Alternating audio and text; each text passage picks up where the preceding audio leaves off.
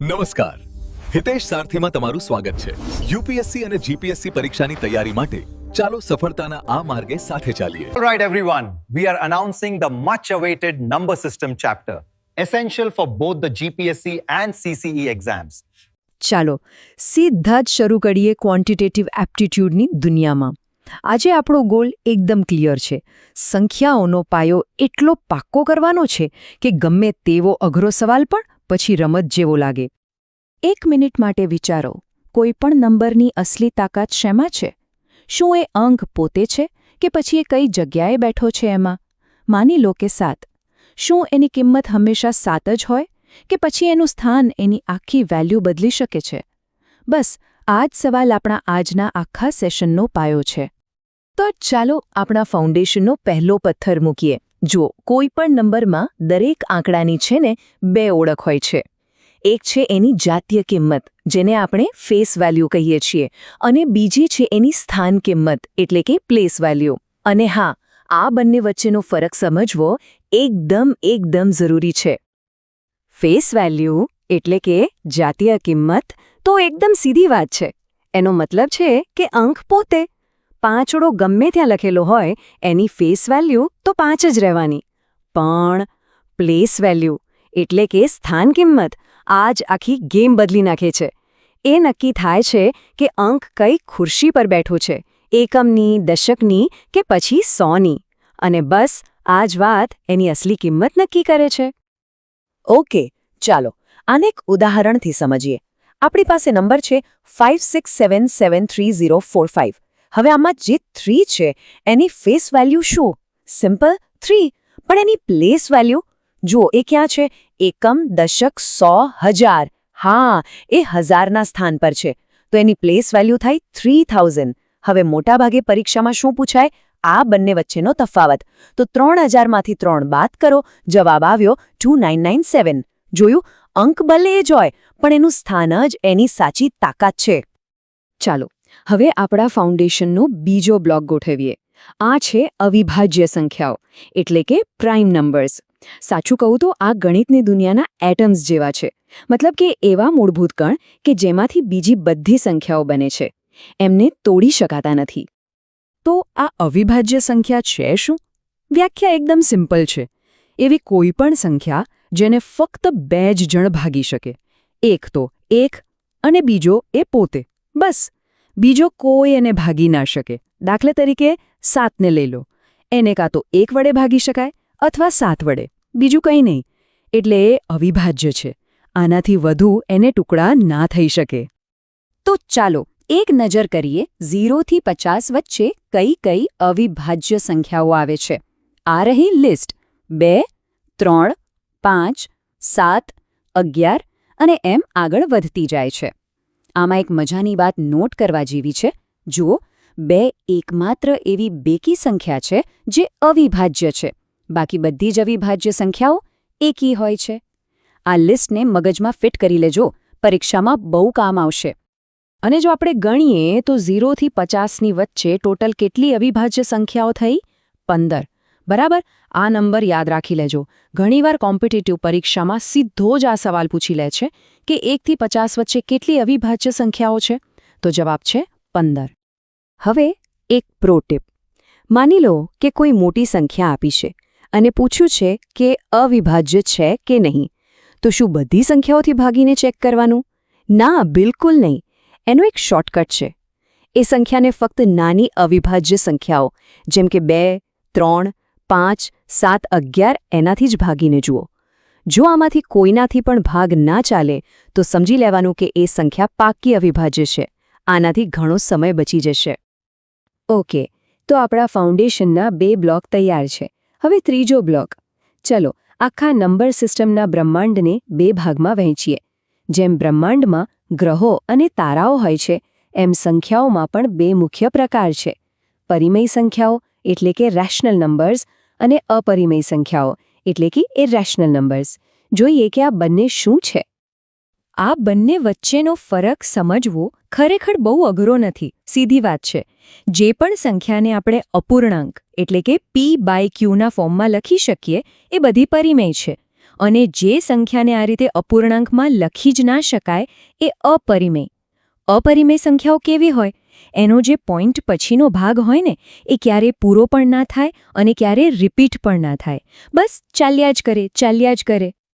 હવે એક મોટો સવાલ, જે દશાંશ સંખ્યાઓ રિપીટ થાય છે, જેમ કે 2.371, 371, 371, એનું શું? એ પરિમેય કહેવાય કે અપરિમેય? ચાલો એને સાબિત કરીએ. આપણે ધારી લઈએ કે x બરાબર 2.371, 371 છે. હવે જુઓ, પોઈન્ટ પછી 3 આંકડા રિપીટ થાય છે, બરાબર ને? તો આપણે આખી રકમને 1000 વડે ગુણીએ તો આપણને મળશે 1000x બરાબર 2371.371 છે. હવે મજાની વાત, આ નવા સમીકરણમાંથી જૂનું સમીકરણ બાદ કરી દઈએ તો 1000x માંથી x જાય તો 999x અને 2371.371 માંથી 2.371 બાદ કરીએ તો પોઈન્ટ પછીનો બધો ભાગ ઉડી જાય અને બચે ખાલી 2369. તો આપણી પાસે આવ્યું 999x બરાબર 2369, એટલે કે x બરાબર 2369 ભાગ્યા 999. લો, આવી ગયો p/q ફોર્મમાં. આનો મતલબ એ થયો કે રિપીટ થતી દશાંશ સંખ્યાઓ હંમેશા પરિમેય જ હોય છે. અને હવે વાત કરીએ એક બહુ જ ફેમસ નંબરની, પાઈ. ઘણા લોકો એવું માને છે કે પાઈ એટલે 2257, પણ એ સાચું નથી. 2257 એ તો ફક્ત દાખલા ગણવામાં સરળતા રહે એ માટે આપણે વાપરીએ છીએ. એ એની લગભગ કિંમત છે, ચોક્કસ કિંમત નથી. પાઈની અસલી વેલ્યુ તો પોઈન્ટ પછી ક્યારેય પૂરી જ નથી થતી અને કોઈ પેટર્નમાં રિપીટ પણ નથી થતી. એટલે જ પાઈ એ અપરિમેય સંખ્યાનું સૌથી બેસ્ટ ઉદાહરણ છે. ચાલો હવે આપણે પહોંચી ગયા છીએ આપણા છેલ્લા અને કદાચ સૌથી કામના બ્લોક પર. આ છે વિભાજ્યતાના નિયમો, એટલે કે ડિવિઝિબિલિટી રૂલ્સ. આ એવા શોર્ટકટ્સ છે જે પરીક્ષામાં તમારો કિંમતી સમય બચાવશે. પહેલા લઈએ 25નો નિયમ. એકદમ સરળ. ગમે તેટલી મોટી સંખ્યા હોય, એને 25 વડે ભાગી શકાય કે નહીં એ જાણવા માટે આખી સંખ્યાને જોવાની જ નહીં, ફક્ત છેલ્લા 2 આંકડા જુઓ. જો એ 00, 25, 50 કે 75 હોય તો આંખ બંધ કરીને કહી દેવાનું કે હા, આખી સંખ્યા 25 વડે વિભાજ્ય છે. ઉદાહરણ તરીકે 303375. છેલ્લા 2 આંકડા શું છે? 75. તો બસ આખી સંખ્યા 25 વડે ભાગી શકાશે. સિમ્પલ. હવે 9નો નિયમ, જે એટલો જ પાવરફુલ છે. આમાં શું કરવાનું? જે પણ સંખ્યા આપી હોય એના બધા અંકોનો સરવાળો કરી દો. જો એ સરવાળો 9 વડે ભાગી શકાતો હોય તો આખી સંખ્યા પણ 9 વડે ભાગી શકાશે. ચાલો એક પઝલ સોલ્વ કરીએ. સંખ્યા છે 2*435, જ્યાં સ્ટારની જગ્યાએ કયો અંક આવશે એ શોધવાનું છે. પહેલા જે અંકો આપ્યા છે એનો સરવાળો કરીએ. 2 + 4 + 3 + 5 એટલે કે 14. હવે 14માં કેટલા ઉમેરીએ તો એ 9ના ઘડિયામાં આવે? 9 × 9, 9 × 2 = 18. હા, 18. તો 14માં 4 ઉમેરીએ તો 18 થાય. એનો મતલબ કે સ્ટારની જગ્યાએ 4 જ આવશે. જોયું કેટલું સરળ છે? તો બસ આ હતા આપણા નંબર સિસ્ટમના 4 મુખ્ય બિલ્ડિંગ બ્લોક્સ. આપણે આ ચારેયને બરાબર સમજ્યા અને આ જ્ઞાન સાથે એટલું તો પાક્કું છે કે ગણિતનો પાયો હવે પહેલા કરતાં ક્યાંય વધુ મજબૂત થઈ ગયો છે. તો એક ઝડપી રીકેપ કરીએ. આપણે શું શું શીખ્યા? પહેલું, કોઈપણ અંકની 2 કિંમત હોય છે, ફેસ વેલ્યુ અને પ્લેસ વેલ્યુ. બીજું, આપણે અવિભાજ્ય સંખ્યાઓ એટલે કે પ્રાઇમ નંબર્સને ઓળખતા શીખ્યા. ત્રીજું, આપણે સંખ્યાઓના બ્રહ્માંડને સમજ્યું, પરિમેય અને અપરિમેય. અને ચોથું, સૌથી અગત્યનું, આપણે 9 અને 25 માટેના જબરદસ્ત શોર્ટકટ્સ પણ જોયા. તો હવે સવાલ એ છે કે આ મજબૂત પાયા પર આપણે કઈ ઇમારત બનાવી શકીએ? વેલ, આ ફાઉન્ડેશન સાથે હવે આપણે લસા, ગુસ્સા અને એના જેવા બીજા ઘણા એડવાન્સ ટોપિક સમજવા માટે એકદમ તૈયાર છીએ. યાદ રાખજો, આ તો માત્ર શરૂઆત છે. આગળનો સફર આનાથી પણ વધુ રસપ્રદ બનવાનું છે. ગણિતના કોયડાઓ ક્યારેક ખૂબ જ જટિલ લાગે છે ને? પણ શું જો એવું હોય કે તેને ઉકેલવા માટે આપણી પાસે કેટલીક ગુપ્ત ચાવીઓ હોય? આજે આપણે ખાલી દાખલાઓ જ નથી ગણવાના, પણ આપણે એક એવી શક્તિશાળી ગાણિતિક ટૂલકિટ બનાવીશું જેનાથી સંખ્યાઓનો કોઈ પણ કોડ તોડી શકાય. તો આપણી સફર આ કોયડાથી શરૂ થાય છે. પહેલી નજરે તો તે થોડું ડરામણું લાગે છે, ખરું ને? પણ આ એ જ તાળું છે જેને આપણે આપણી પહેલી ચાવીથી ખોલવાના છીએ. પણ ગણિતની ખરી મજા એ જ છે કે મોટાભાગની જટિલતા પાછળ એકદમ સરળ પેટર્ન છુપાયેલી હોય છે. આપણે બસ તેને જોવાની સાચી રીત શોધવાની છે. તો ચાલો આપણી પહેલી રીત શોધીએ. તો આપણી ટૂલકિટનું આ રહ્યું પહેલું સાધન. આ એકદમ મૂળભૂત છે, પણ કદાચ સૌથી મહત્વનું છે. શબ્દોના કોયડાને ગણિતની સ્પષ્ટ ભાષામાં એટલે કે સમીકરણોમાં કેવી રીતે ફેરવવું. ચલો આને અજમાવીએ. કલ્પના કરો કે બે અજાણી સંખ્યાઓ છે. આપણને બસ એટલી જ ખબર છે કે તેમને ભેગા કરીએ તો 46 થાય છે અને તેમને બાદબાકી કરીએ તો 4. તો એ સંખ્યાઓ કઈ હોઈ શકે? જુઓ, આપણે આને કેવી રીતે ઉકેલીએ છીએ. સૌથી પહેલા આપણે બે સમીકરણો બનાવીએ છીએ જે આપણી પાસેની માહિતી બતાવે છે.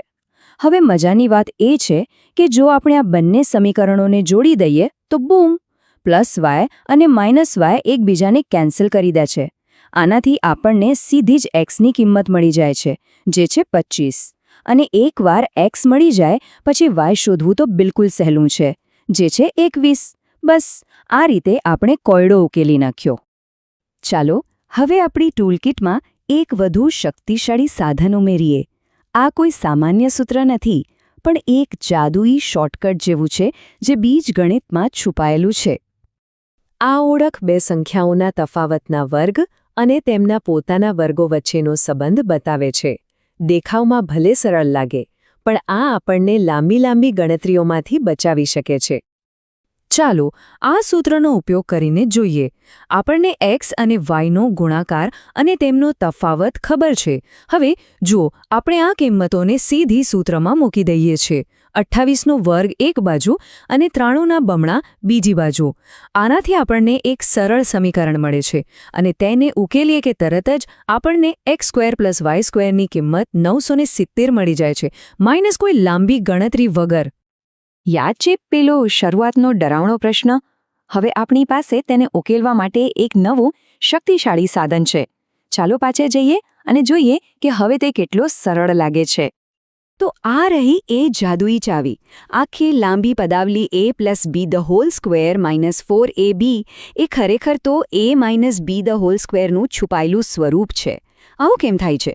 કારણ કે a+b² માંથી જે +2ab નીકળે છે તેમાંથી 4ab બાદ કરતાં -2ab વધે છે, જે a - b² નું સૂત્ર છે. આ જ તો ગણિતની સુંદરતા છે. અને જુઓ, જે લાંબી ગણતરી લાગતી હતી તે હવે કેટલી સરળ થઈ ગઈ. આપણે ફક્ત પેટર્નને ઓળખીએ, શોર્ટકટ લાગુ કર્યો અને જવાબ છે 2500. આ બતાવે છે કે સાચા સાધનથી સૌથી મુશ્કેલ કોયડા પણ એકદમ સરળ બની શકે છે. હવે આપણે આપણી ટૂલકિટમાં ત્રીજું સાધન ઉમેરીશું. આ સાધન ભાગાકારના કોયડાઓ, ખાસ કરીને જેમાં શેષની વાત આવતી હોય, તેને ઉકેલવામાં ખૂબ મદદ કરશે. આ સૂત્ર ભાગાકારના 4 મુખ્ય ભાગોને જોડે છે. તે કહે છે કે મૂળ સંખ્યા એટલે કે ભાજ્ય એ ભાજક અને ભાગફળના ગુણાકારમાં શેષ ઉમેરવાથી મળે છે. આ એકદમ તાર્કિક છે અને ભાગાકારની દરેક સમસ્યાનો આધાર છે. હવે એક એવો કોયડો ઉકેલીએ જેમાં થોડી માહિતી ગુમ છે. આ એક ડિટેક્ટિવ કેસ જેવું છે, જેમાં આપણે ભાગાકાર સૂત્રનો ઉલટો તાર્કિક ક્રમમાં ઉપયોગ કરવો પડશે. તો કોઈપણ સારા ડિટેક્ટિવ કેસની જેમ આપણે આપણી પાસેના એકમાત્ર સુરાગથી શરૂઆત કરીએ છીએ. અંતમાં શેષ 2 વધે છે. ચાલો આ સુરાગનો ઉપયોગ કરીને પાછળની તરફ જઈએ. હવે બીજો સુરાગ. ભાજક એ શેષ કરતાં 6 ગણો છે. આપણો શેષ 2 છે, તો 6 × 2 એટલે 12. સરસ, આપણને ભાજક મળી ગયો 12. આપણે નજીક પહોંચી રહ્યા છીએ. ત્રીજો સુરાગ કહે છે કે ભાજક જે 12 છે તે ભાગફળ કરતાં 3 ગણો છે. તો ભાગફળ શોધવા માટે આપણે 12ને 3 વડે ભાગીશું, જે છે 4. અને હવે આપણી પાસે બધા ટુકડાઓ છે. હવે જ્યારે બધા ટુકડાઓ જગ્યાએ છે ત્યારે આપણે તેમને આપણા મુખ્ય ભાગાકાર સૂત્રમાં ગોઠવીએ છીએ. ભાજક 12 ગુણ્યા ભાગફળ 4 અને તેમાં શેષ 2 ઉમેરીએ અને આનાથી આપણને અંતિમ જવાબ એટલે કે આપણો મૂળ ભાજ્ય 50 મળી જાય છે. ચાલો હવે અંતિમ અને સૌથી અદ્યતન સાધન જોઈએ. આને જટિલ વિભાજ્યતા સમસ્યાઓ માટેની માસ્ટર કી સમજી શકાય છે. ઓકે, આ નિયમો થોડા જટિલ લાગી શકે છે, પણ તેનો મૂળ વિચાર એકદમ સરળ છે. તે બસ એ બતાવે છે કે ઘાતાંક n એકી છે કે બેકી તેના આધારે શું થાય છે. અત્યારે આપણે જે નિયમ પર ધ્યાન આપવાનું છે તે આ છે. xn પ્લસ yn એ x પ્લસ y વડે વિભાજ્ય હોય છે, પણ ફક્ત ત્યારે જ જ્યારે ઘાતાંક n એકી સંખ્યા હોય. આટલું યાદ રાખજો. ચાલો આ નિયમને વ્યવહારમાં જોઈએ. આપણી પાસે છે 43ની 45 ઘાત વત્તા 1. અહીં આપણો n છે 45, જે એક એકી સંખ્યા છે. તો આપણો નિયમ કામ કરશે. આખી પદાવલી x વત્તા y વડે વિભાજ્ય હોવી જોઈએ, જે છે 43 વત્તા 1 એટલે કે 44. જોયું? નિયમ આપણને કહે છે કે આ સંપૂર્ણપણે વિભાજ્ય છે. હવે જ્યારે આપણી પાસે આ ચાવી છે, તો ચાલો આખો પ્રશ્ન ઉકેલીએ. જ્યારે 43ની 45 ઘાત વત્તા 5 ને 44 વડે ભાગવામાં આવે ત્યારે શેષ શું વધશે? અને જવાબ આશ્ચર્યજનક રીતે સરળ છે. 43ની 45 ઘાત વત્તા 5 ને આપણે 43ની 45 ઘાત વત્તા 1 વત્તા વધારાના 4 તરીકે જોઈ શકીએ છીએ. આપણે જાણીએ છીએ કે પહેલો ભાગ 44 વડે સંપૂર્ણપણે વિભાજ્ય છે, એટલે કે ત્યાં કોઈ શેષ નથી. તો પછી જે કંઈ પણ વધે છે તે ફક્ત પેલો વધારાનો 4 જ છે. તેથી શેષ 4 છે. બસ આટલું જ. તો ચાલો એક નજર કરીએ કે આપણે આ સફરમાં આપણી ગાણિતિક ટૂલકિટમાં કયા કયા શક્તિશાળી સાધનો ઉમેર્યા છે. આ રહી આપણી સંપૂર્ણ ટૂલકિટ. શાબ્દિક સમસ્યાઓને સરળ સમીકરણોમાં ફેરવવાથી લઈને વર્ગોના શક્તિશાળી શોર્ટકટ્સ વાપરવા સુધી, ભાગાકારના રહસ્યો ઉકેલવા અને જટિલ વિભાજ્યતાના કોડ તોડવા સુધી, આ બધા સાધનો હવે ઉપયોગ માટે તૈયાર છે. અને આ આપણને એક રસપ્રદ વિચાર પર છોડી જાય છે. બીજા કેટલા ગાણિતિક શોર્ટકટ્સ આપણી આસપાસ છુપાયેલા છે જે ફક્ત શોધવાની રાહ જોઈ રહ્યા છે. હવેથી જ્યારે પણ કોઈ પ્રશ્ન જટિલ લાગે ત્યારે તેને માત્ર સંખ્યાઓ તરીકે ન જોતા, પણ તેની પાછળ છુપાયેલા કોયડાને જોવાનો પ્રયાસ કરજો. ચાલો ગણિતના શોર્ટકટ્સની દુનિયામાં ડૂબકી મારીએ અને જોઈએ કે કેવી રીતે મોટા મોટા દાખલાઓ પણ ચપટીમાં ઉકેલી શકાય છે. આ પ્રસ્તુતિના અંત સુધીમાં તમારી પાસે એક એવી મસ્ત ટૂલકિટ હશે જે તમને ગણિતમાં માસ્ટર બનાવી દેશે. આ દાખલો જુઓ. પહેલી નજરે તો એવું જ લાગે કે આને ઉકેલવા માટે તો કેલ્ક્યુલેટર જ જોઈએ અને કદાચ બહુ બધો સમય પણ ખરેખર એવું નથી. આપણી પાસે એવી ટ્રીક છે જેનાથી આનો જવાબ તરત જ મળી જશે. તો આપણી સફરનો રોડમેપ કંઈક આવો છે. સૌથી પહેલાં આપણે એકમના અંક શોધવાના રહસ્યો જાણીશું. પછી સરવાળા કરવાની કળા શીખીશું. એ પછી આપણે જે શીખ્યા છીએ એને અઘરા દાખલા પર અજમાવીશું. અને હા, છેલ્લે તમારા માટે એક સ્પેશિયલ ચીટ શીટ પણ છે.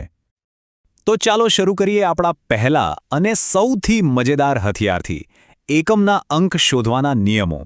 આ નિયમો જાણી લીધા પછી ગમે તેવી મોટી સંખ્યાનો છેલ્લો અંક શોધવો રમતવાદ બની જશે. પહેલો નિયમ તો એકદમ જ સરળ છે. યાદ રાખો, જો કોઈ સંખ્યાનો છેલ્લો અંક 0, 1, 5 કે 6 હોય તો તમે એની ગમે તેટલી ઘાત કરો, એકમનો અંક એનો એ જ રહેશે, કશું જ નહીં બદલાય. જેમ કે આ ઉદાહરણ જુઓ, 576ની 1151 ઘાત. આટલી મોટી ઘાત જોઈને ગભરાવાની જરૂર જ નથી. સંખ્યા 6 પર પૂરી થાય છે તો જવાબ પણ 6 જ આવશે. બસ આટલું જ. હવે આવે છે અસલી મજા. જો સંખ્યાનો છેલ્લો અંક 2, 3, 7 કે 8 હોય તો શું કરવું? એમના માટે એક ખાસ પેટર્ન છે. દર 4 ઘાત પછી એમનો એકમનો અંક ફરીથી એ જ આવે છે. ચાલો જોઈએ આ કેવી રીતે કામ કરે છે. આ ઉદાહરણ જુઓ, 572ની 443 ઘાત. અહીં આપણે ફક્ત ઘાત એટલે કે 443ને 4 વડે ભાગીશું. ભાગાકાર કરતા શેષ શું વધ્યો? 3. બસ હવે 2ની 3 ઘાત કરી લો. જવાબ આવ્યો 8. તો આપણો અંતિમ જવાબ છે 8. છે ને એકદમ સરળ? તો હવે યાદ છે પેલો શરૂઆતનો ડરામણો દાખલો? આ નિયમો જાણ્યા પછી એ કેટલો સરળ લાગે છે જુઓ. પહેલા ભાગમાં 7ની 1 ઘાત એટલે 7 અને બીજા ભાગનો એકમનો અંક તો એક જ રહેશે, તો 7 ગુણ્યા 1 જવાબ આવ્યો 7. ચાલો હવે આપણી ટૂલ કિટમાં બીજું એક શક્તિશાળી સાધન ઉમેરીએ. આ ટૂલ આપણને લાંબી શ્રેણીના સરવાળા ફટાફટ કેવી રીતે કરવા એ શીખવશે. જો બધી બેકી સંખ્યાઓનો સરવાળો કરવાનો હોય તો એક એક કરીને ઉમેરવાની જરૂર નથી. એના માટે એકદમ સરળ સૂત્ર છે. જે તમારો ઘણો સમય બચાવી લેશે. ધારો કે 1 થી 100 સુધીની બધી બેકી સંખ્યાઓનો સરવાળો કરવો છે તો સૌથી પહેલા એ શોધો કે કુલ કેટલી સંખ્યાઓ છે. જવાબ છે 50. બસ હવે સૂત્રમાં n બરાબર 50 મૂકો અને જવાબ મેળવો 2550. હવે થોડું લેવલ અપ કરીએ. જો એકી સંખ્યાઓના વર્ગોનો સરવાળો કરવાનો હોય તો એના માટે પણ આપણી પાસે એક સરસ સૂત્ર છે. જેમ કે 1ના વર્ગથી લઈને 25ના વર્ગ સુધીની બધી એકી સંખ્યાઓનો સરવાળો. અહીં n બરાબર છેલ્લું પદ એટલે કે 25 લઈશું. સૂત્રમાં કિંમત મૂકો અને જવાબ તમારી સામે 29 ને 25. તો હવે આપણી ટૂલકીટમાં બે મસ્ત હથિયાર આવી ગયા છે. ચાલો હવે આને કેટલાક અસલી અને પડકારજનક દાખલાઓ પર અજમાવીએ. તૈયાર છો? સૌથી પહેલા એકદમ પાયાની પણ બહુ જ મહત્વની રીત શીખીએ. અવિભાજ્ય અવયવીકરણ.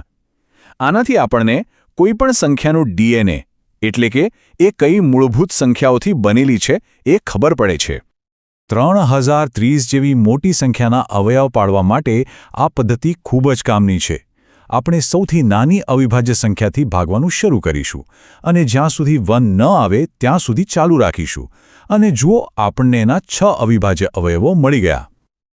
આપણો પહેલો પડકાર છે એક પઝલ જેવો. અહીં કોઈ સીધું સૂત્ર કામ નહીં લાગે પણ તર્કથી કામ લેવું પડશે. આને ઉકેલવાની ચાવી છે પાછળથી શરૂઆત કરવી. આપણે છેલ્લા સમીકરણથી શરૂ કરીશું અને એક પછી એક કિંમત મૂકતા જઈશું. ધીમે ધીમે આખી ચેન ઉકેલાતી જશે અને આપણે જવાબની નજીક પહોંચી જઈશું. અને અંતે આપણને A, B, C અને D ના ગુણાકારનો જવાબ મળે છે 1.5. આપણો આગલો દાખલો બીજગણિત અને સંખ્યા સિદ્ધાંતનું મિશ્રણ છે. ચાલો જોઈએ આને કેવી રીતે ઉકેલી શકાય. અહીં આપણે બીજગણિતનો ઉપયોગ કરીશું. પહેલી સંખ્યાને n ધારીને એક સમીકરણ બનાવીશું. સમીકરણ ઉકેલીશું એટલે આપણને પહેલી સંખ્યા મળશે અને પછી બાકીની 6 સંખ્યાઓ તો આપોઆપ મળી જશે. હવે આપણી પાસે 7 સંખ્યાઓની યાદી છે. આમાંથી કઈ સંખ્યાઓ અવિભાજ્ય છે એ તપાસવાનું છે. ધ્યાનથી જોતા ખબર પડશે કે 229 અને 233 એ બે સંખ્યાઓ અવિભાજ્ય છે. અને હવે એ સમય આવી ગયો છે જેની કદાચ બધા રાહ જોઈ રહ્યા હતા. આપણે અત્યાર સુધી જે કંઈ પણ શીખ્યા એ બધું જ એક જ જગ્યાએ આપણી પોતાની માસ્ટર ચીટ શીટમાં. આ છે તમારી સફળતાની ચાવી. આ એક જ સ્લાઇડમાં શ્રેણી, એકમના અંકો અને વિભાજ્યતાના સૌથી મહત્વના શોર્ટકટ્સ આપેલા છે. પરીક્ષાના સમયે આના પર એક નજર નાખશો તો બધું જ યાદ આવી જશે. તો આ હતી આપણી ગણિતના શોર્ટકટ્સની સફર. હવે તમારી પાસે એવી ટૂલકીટ છે જેનાથી ગણિતના અઘરા લાગતા પ્રશ્નો પણ સરળ બની જશે. હવે જરા વિચારો, આ ટૂલકીટ હાથમાં આવ્યા પછી એવો કયો દાખલો છે જે તમને ડરાવી શકે? જોવા બદલ આભાર.